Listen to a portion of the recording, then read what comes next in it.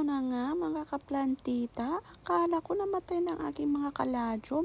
Tapos nung bigla palang nagsiulan, ay naku, nagsilabasan naman sila. Nagkagandahan talaga ako sa kaladyum kaya napabili ako ng marami. Nainis nga ako kasi bigla silang namatay na hindi ko man lang alam. Akala ko nga kinain na ng langgam ang kanilang mga dahon, kaya akala ko doon ang sanhi kung bakit sila namatay. Kaya yung ginawa ko, kinuha ko na lang yung mga soil mix nila, nilipat ko na sa ibang pot at ginamit ko na lang ng iba. Unknowingly na ganun pala sila. Nag-hibernate daw sila pag ganitong diretso ang ulan, kaya lumalaki sila at sumisibol ulit. Kaya nga nilipat ko, kaya may kanya-kanya na silang mga pot. Sumunod naman ay nasikaso ko itong mga succulent kasi nga po, ang dami ng tumutubong mga damo at saka namamatay na yung mga iba. Dumadami na nga sila at nahihirapan ako kung paano sila ayusin. Siguro kung may budget na tayo at saka tayo kukuha ng kanilang mga stand. Para naman maayos-ayos sila at ang ganda-gandang tingnan. O, diba? Ang succulent pala natin na to ay yung mga common or mga ordinary lang na succulent. Pero kung inalagaan mo naman sila ay gandang-ganda rin mga yan. Ito na nga nililipat ko yung mga malalaking pot sa likod at yung may malalaking laman.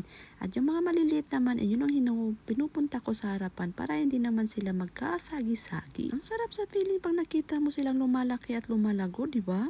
Pero masakit din naman sa pakiramdam kung may nakita ka din hindi lumalaki yung mga namamatay din. Alam niyo ba, para kung safe haven ang itong ginagawa ko? Ewan ko bakit ako nag-i-enjoy dyan? Kahit pa ulit-ulit na lang akong nagdadamo, nagtatanim at saka gasto sa kanilang mga pot ay wala, carry lang naman, go pa rin. Basta nakikita ko silang masigla. Ay nabubuhayan din ako ng loob pag nakikita ko sila. Kaya ito nga, hindi na ako matapos-tapos dito at ay naku, ano pa ang ginagawa ko dito kung ano-ano na lang ang pinagagawa ko. Lipat dito, lipat doon. Tapos pala yung mga bagong transplant ko dyan, inilagay ko sa gilid kung saan mas madali silang maarawan o kaya maulanan para naman kahit hindi tayo magdilig ay carry bombbells.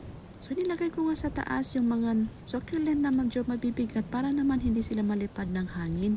At the same time, syempre nagdadamo pa rin tayo. Ewan ko ba kung bakit ako nag-arrange dito. Tapos bukas ililipat ko na naman.